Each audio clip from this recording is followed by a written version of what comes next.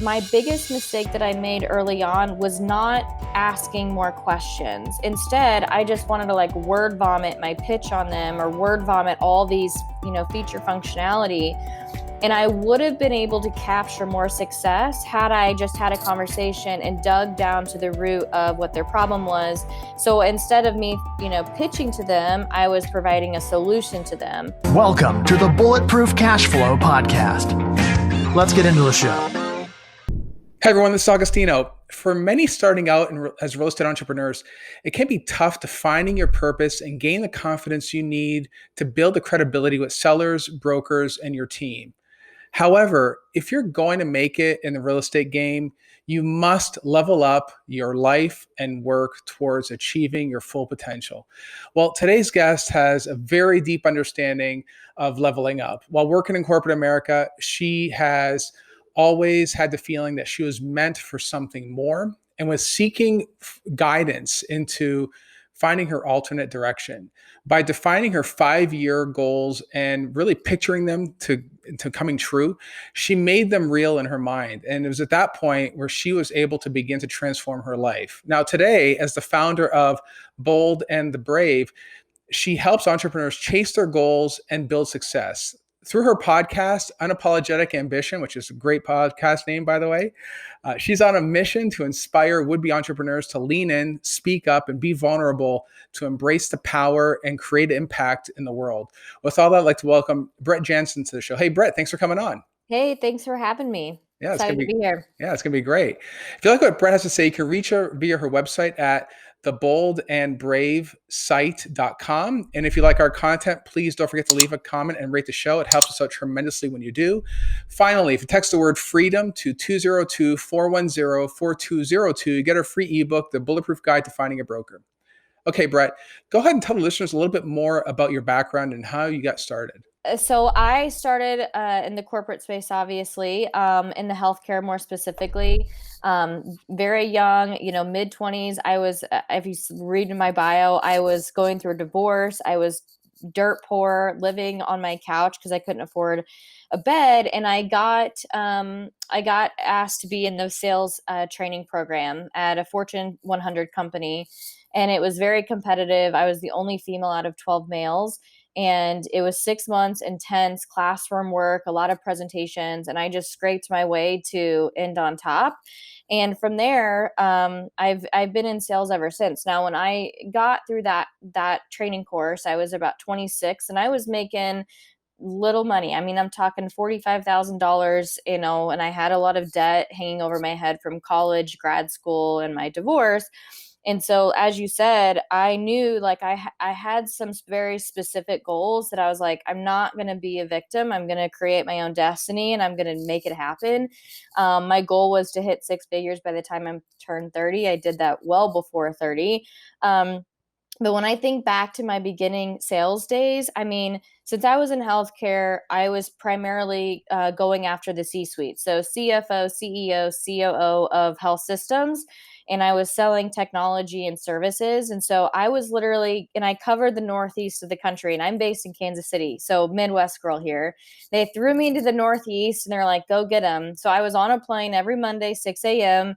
And I would, map out 6 or 7 hospitals that I wanted to hit in that week. And I would literally go to the front door, try and get past the gatekeeper, as they say, typically like a receptionist or somebody at the front desk. Usually I'd bring coffee, donuts, whatever, and say, I'm here to meet with the CFO. Of course, I would do some research ahead of time so I knew who the person was. And if without having an appointment, it created some grit really early on in my career.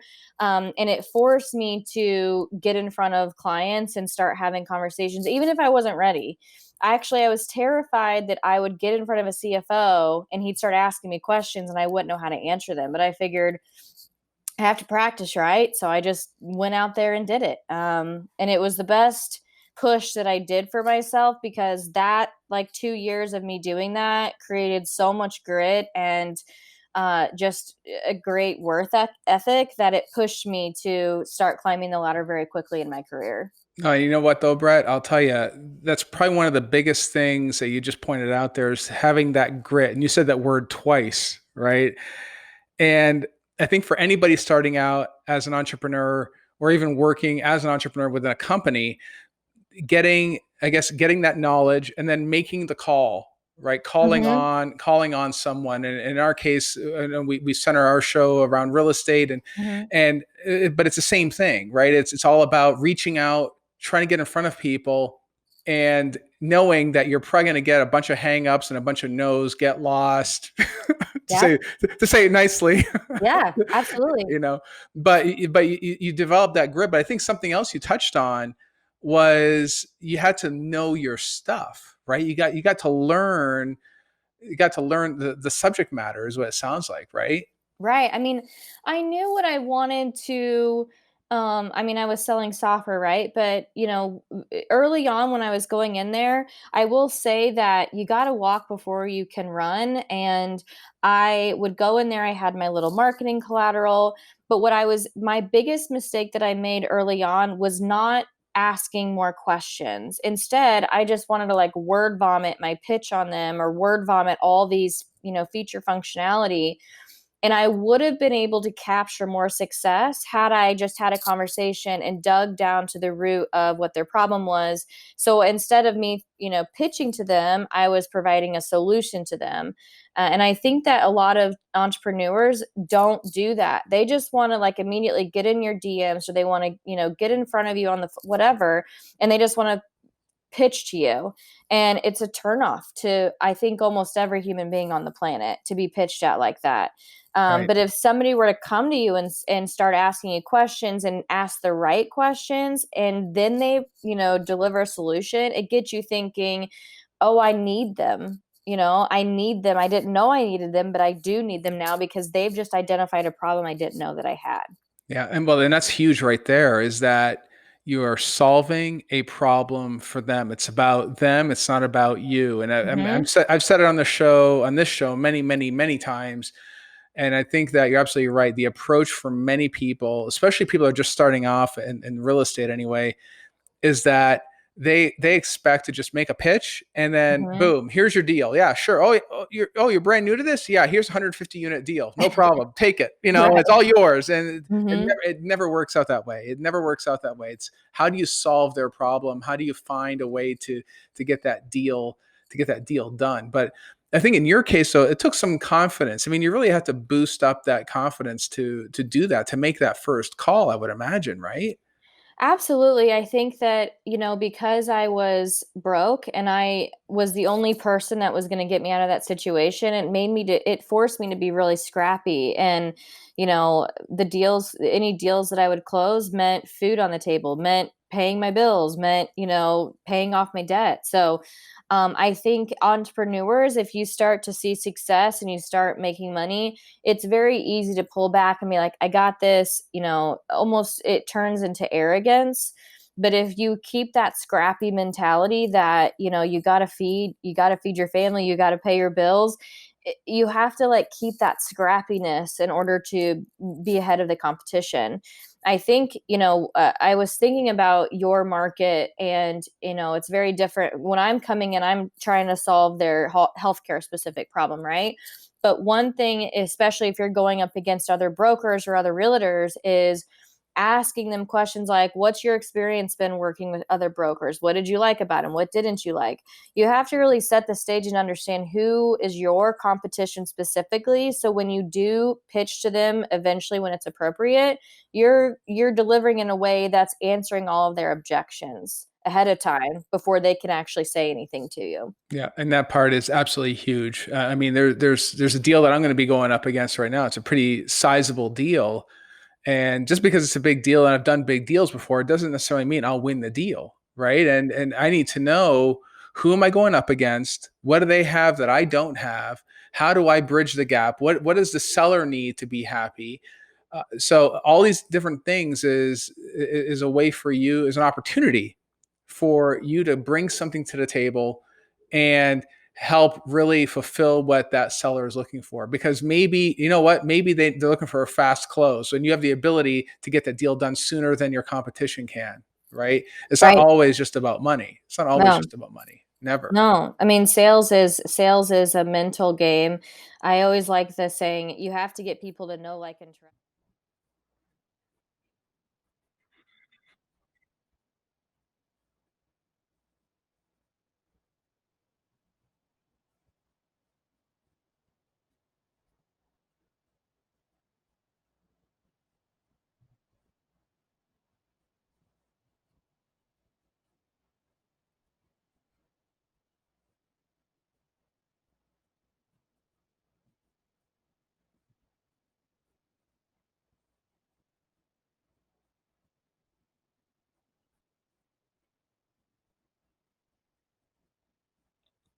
the deal for you.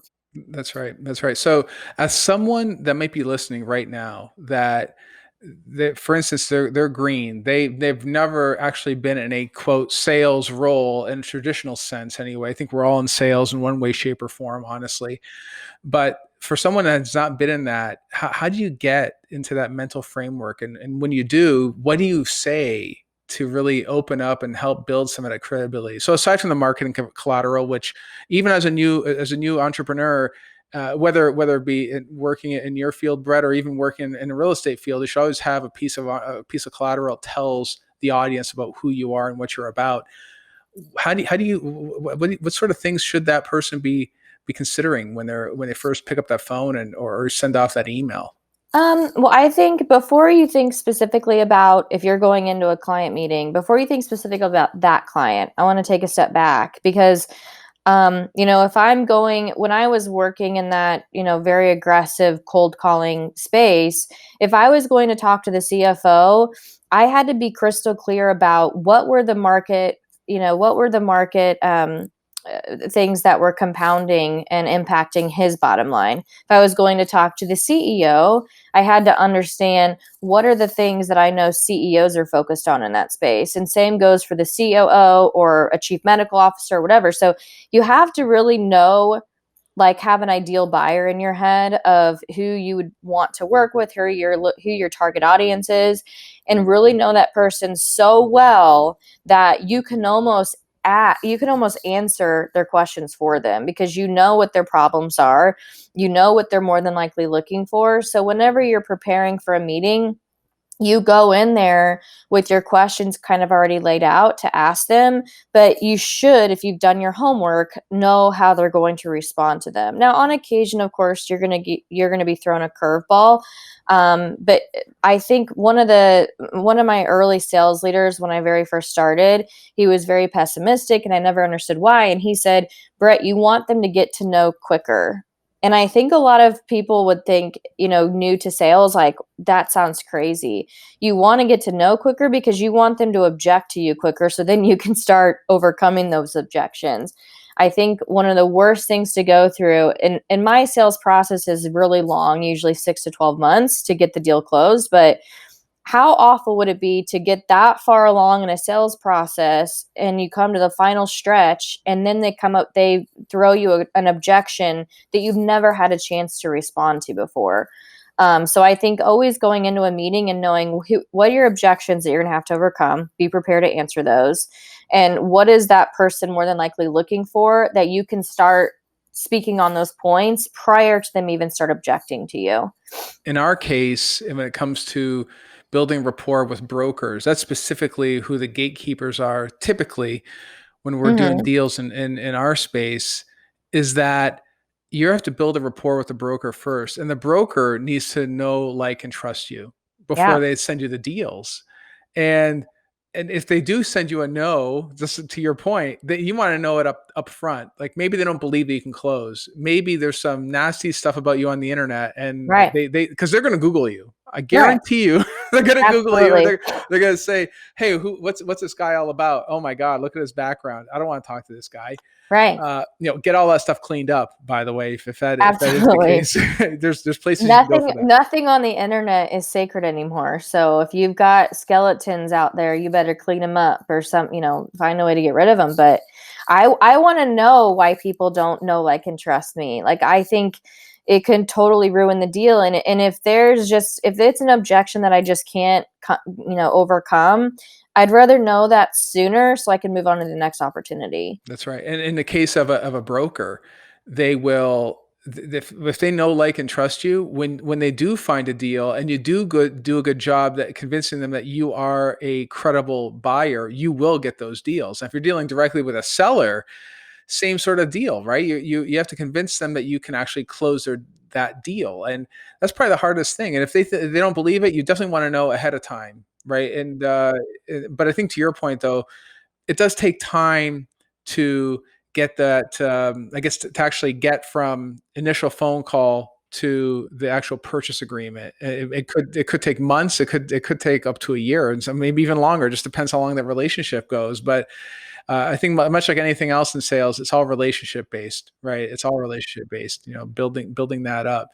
So these days now, when you are managing your sales process and you're still reaching out and you're still managing that process, how do you control what it is that you say to your targets, and then not only today but on a go forward basis, as far as follow up, as far as all that, to manage the overall process? Like, what sort of tools are you using these days to help you Mhm. really keep a handle on things?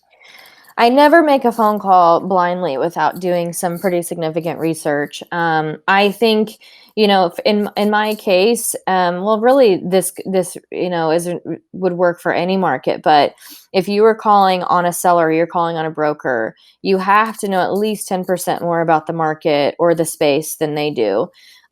Because when you're going to them and you're asking questions, what you don't want to happen is they ask you something about the market, or what is your opinion on the comps in this area, whatever it may be. And if you are not prepared to answer that question, then they're going to immediately write you off.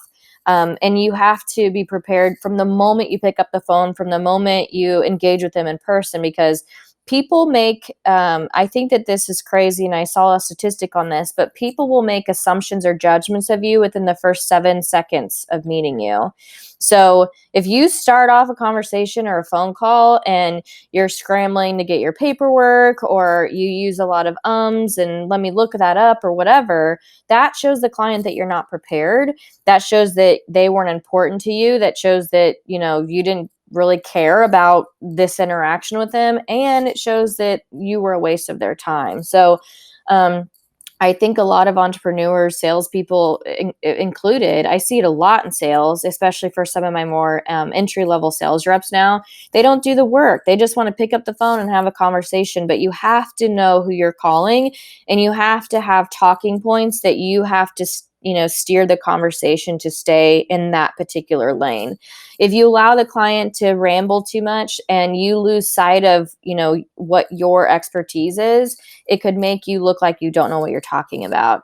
And one of the courses that I have on my website, the Bold and Brave site, is called Bold and Brave Selling. And I think one of my favorite modules that I put together was about controlling the conversation.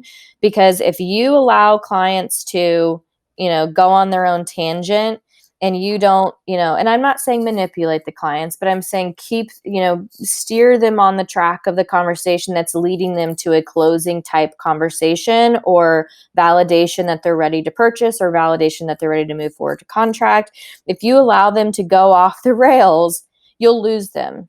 And then they'll lose sight of what the objective is. So just do your research. Have like specific 5 questions that you want to get out of that conversation, because it will give you the confidence to say, this is what I need to get answered on this call. And this is what my objection is, or my objective by the end of the call. And it will keep you on track too, and make you kind of give you that confidence that you might need if you were just picking up the phone randomly. And with no script. I hate scripts, but I do like bulleted point outlines on what you want to get accomplished, if you call somebody. Yeah. Well, there's two key things there, though, right, Brett? Is that number one, I call it demonstrating value. By knowing that 10% more of what you just said earlier, you're able to demonstrate value. And what that means is that person doesn't have a piece of data that you have, they'll be intrigued to learn more, because we have a natural curiosity. If you know a piece of data that they don't know, they're going to want to hear from you, right? So yeah, getting those 5 questions answered. In our case, what sort of seller is a person looking for? What sort of deal are you looking to do, and what sort of deals is the broker doing? That sort of thing. Is there a good alignment there? But I think the second key aspect that you pointed out is controlling the conversation. And Mm-hmm. you're right; it's not about manipulation or anything else like that. No. It's more like when you're staying on target, and you're not just shooting the crap, so to speak, or shooting the breeze, whatever the nice way of saying Yeah. it is. Yeah. It's you're staying in control of the conversation. You're there to get to help them out and help yourself out at the same time, and not just wasting time, because the last thing you want them to do, even if they're doing all the talking, they'll hang up the phone, and they'll still say what a waste of time that was, even if they were doing all the talking. Right. They're not liking you anymore. Right. I mean, you don't want to necessarily create a vent session. Now, you want them to feel comfortable enough that they can be, transparent with you, but you still want them at the end of the call to be like, wow, I really liked getting to know her. I felt like she really listened. That's key. I feel like that's a lost art on most anybody that's in a client facing role these days. I feel like the ability to listen and truly listen, not listen to respond, is a lost art. But at the end of the call, you want them to feel like, I really liked her. She seemed knowledgeable. I'm looking forward to her following up with me. Not what was that call about again? Why did I don't even remember why she called me. You want to be memorable, because if you are competing against 10 other brokers or 10 other, you have to be able to stand out. And I think, and I'm talking more specifically to residential real estate here, but I know that I've gone, my husband and I have sold a few houses, weirdly enough, in the last couple of years, between new jobs and a kid. And there's a huge difference between a really good realtor that's memorable, focuses on details, is, you can get in contact with them at any given notice, versus ones that they almost treat it like a hobby.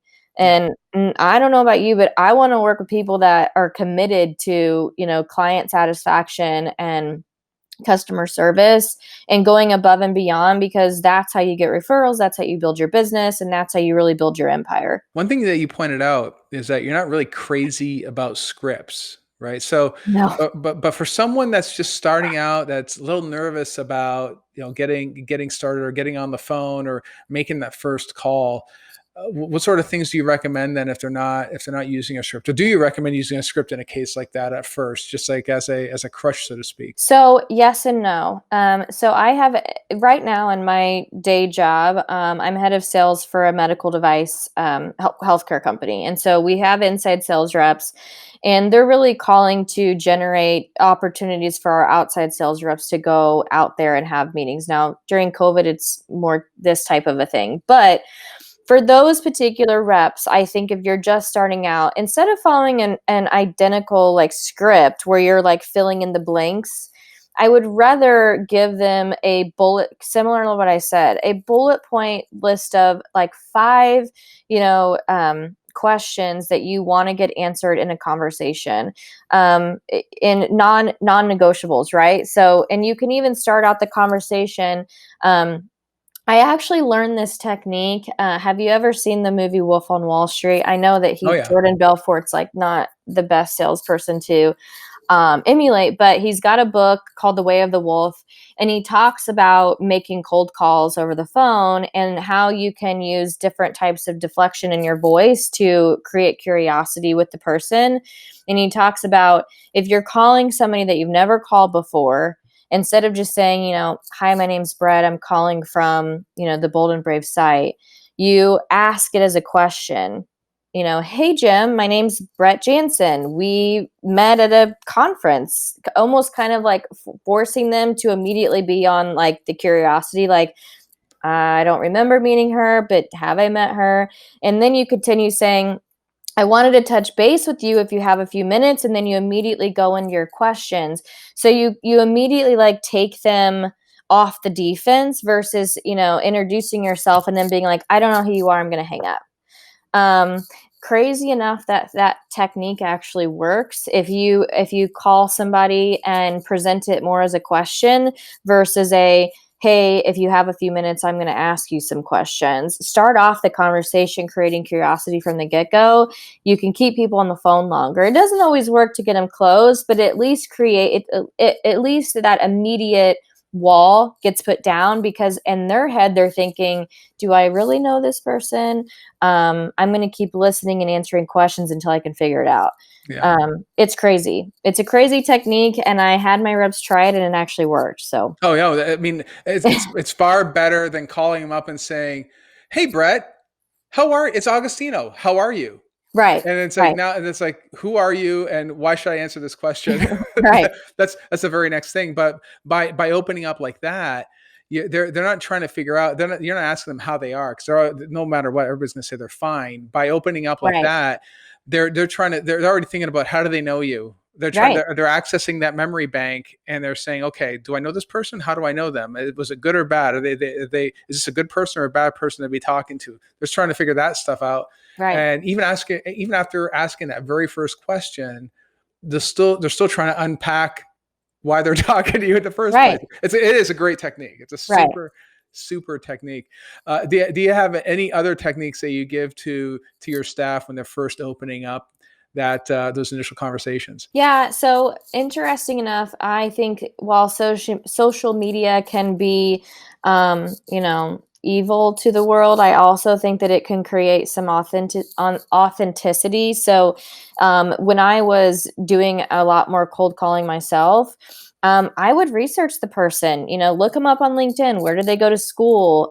Do we have any? Do we have any connections? Mutual connections? Because if you're having a conversation with people, again, instead of just opening up the call, how are you? I'm from so and so. Would you like to hear about my services today? You create a mutual connection with them. Hey, I saw that you graduated from the University of Kansas. That's so funny. My husband graduated from there too. What class were you? You have to be a human being and create that type of a conversation before you engage in more business. And I think that, again, it's just not very many salespeople that are picking up the phone are doing that anymore. They just want to immediately get in and tell you what their service is, or their results, even before you've even had like a human interaction. And I'm not saying like go creep them out on Facebook and stalk them and say, hey, I saw that you had 3 kids, because that would be creepy. But you can keep it professional and say, hey, I noticed on LinkedIn, so they know they can reference what you're talking about. We have a mutual friend, and then you can say the person's name and say, I grew up with him. How do you know so and so? And that way you're creating more of an authentic relationship with them from the get-go, and then say, that's so crazy. Well, the reason why I'm calling today, and then you can kind of go into and make sure within that, initial intro, you're also setting the expectation. This isn't going to take much of your time, probably 10 or 15 minutes. Does that work for you? I think when I get cold called, one of the things that people do wrong is they immediately start going into their questions, or they immediately start going into their pitch. If they were to set the expectation, hey, I'd like to ask you a few questions about your recent real estate transaction. Do you have 10 or 15 minutes? If not, do you have another time for us to schedule a time to do so? You have to set that expectation early on, because that's going to make people more aware and more open to having a conversation with you. And if for some reason you're like, no, I'm right in the middle of something right now, can I call you back? At least you're establishing a follow-up time to speak with them. You always want to have a second meeting like already confirmed before you hang up the phone with somebody, or a follow-up action, whatever that may be. Maybe you say, all right, great, I'm going to send you some contact information, or I'm going to send you some information. Can I have your email address? There, you just got their email address. We all know email's golden. So, make sure that you're setting expectations with the person after you've gone through some sort of authentic relationship building. And then if they're not available, set up a follow-up meeting, get contact information, and get a confirmed date and time to have that conversation. And you know what though, Brett, that is absolutely huge, because there's many people that I made an introduction to, and they said, okay, like they'd ask a question. Oh yeah. Hey, do you know so-and-so, or what sort of, I'll give an example. What sort of, who's handling your evictions at this property? And maybe the person says, I'm not really sure. I'll get with the property manager and find out. And I'll let you know. And they don't call, they don't Yeah, like, follow okay, up. great. Great. And I It, hang up. yeah. And it's like that one little thing it was just a simple introduction. That little introduction could have opened up the door to a whole new good working relationship. Even if the answer is sorry, I don't have anything for you, but you know what? Let's go grab a coffee anyway. And it could be something else. But by not following up and not having the integrity of follow up, they don't trust you. Same thing with setting Right. the time. If you say 10 minutes and you try to soak up an hour of their life, Right. and Nothing will make me more mad if somebody says it's going to take 10 minutes and 30 minutes later, I'm like looking at my clock like, all right, I've got things to do. exactly. So that's and what you said earlier. Know, like, and trust. That trust factor. If you break that trust by doing that simple thing, you will never get them back on the phone again. Even if you have good stuff. And I mean, I would imagine it's hard enough as it is these days, because on LinkedIn anyway, I get slaughtered by all different kinds of messages just about every day. I can't Uh, even like it's absurd. If one more financial advisor reaches out to me, like I don't know what I'm going to do. I mean, it's come to the point where I immediately just say I send them to my website and I say I have a course to teach you how to do this better. Go for it. Because I don't know. I mean, I probably get 10 financial advisors a day asking me, are you meeting with anybody for financial advice? And I'm like, yeah, both my husband and I make good money. Of course, we have a financial advisor. right. So the fact that you're straight out of college and you've been told to go hit up executives on LinkedIn, you're doing it wrong. But I'm happy to help you do it better. But That's right. So aside from training, then what sort of other things would you recommend that someone can apply to sort of differentiate themselves? right. I think for I mean, I think of financial advisors because that market is so saturated, and frankly, real estate is too. I think when you think of a super saturated market, how you differentiate yourself is having a very specific buyer that you're going to go work with. I've coached a few realtors more in the residential space, and I've taught them, yes, it's great to have a plethora of all different types of clients, but what if you specifically focused on, you know, single or single household families with children, or what if you focused on empty nesters. And so you have a very specific marketing plan for empty nesters that you can invest a lot of your time in and really create a niche within your market that you're going after just the empty nesters in Kansas City, from where I'm based at. So you're like the salesperson for empty nesters. I think of, I'm a huge Kansas City Chiefs fan. The Kansas City Chiefs have had one realtor that all the players work with, and he makes bank, and he's been doing it for like 15 years. So I think when I think of realtors or I think of financial advisors, I think you need to have a very specific niche, and you're going to be the best person in that niche to go after. Can you imagine if you only worked with people that are in the $1 to $1.5 million range, and you're only working with families with children looking in that range? The house and the market they're going to be looking in is going to be completely different from an empty nester looking in that range, the type of houses they're looking for, and maybe the amenities that they want within that. So if you have the niche, then you're gonna be able to market yourself better. You're gonna be able to know who your buyer is, what they're looking for, maybe what problems they've had in the past with brokers, and you're gonna be able to help them better identify where they want to move to, or whatever area, because you're gonna know that buyer so well, and you're gonna speak their language. It's just going to make your sales process so much easier and much more specific, that you're focusing on the right things for the right buyer at the right time, right place, all that Yeah, stuff. yeah, absolutely. And I think that focus, by establishing what differentiates you from all the plethora of other people that are bugging the brokers all day long, is going to be the key to make you memorable versus the Right. the 50 other people have called them in the same day, right? That's what Right. it is. That's what it is. Yeah. Yeah. Absolutely. Yeah. So if you had one piece of advice to give to someone right now that was like on the fence about, like, I guess, picking up that phone and making that call, what would you tell them?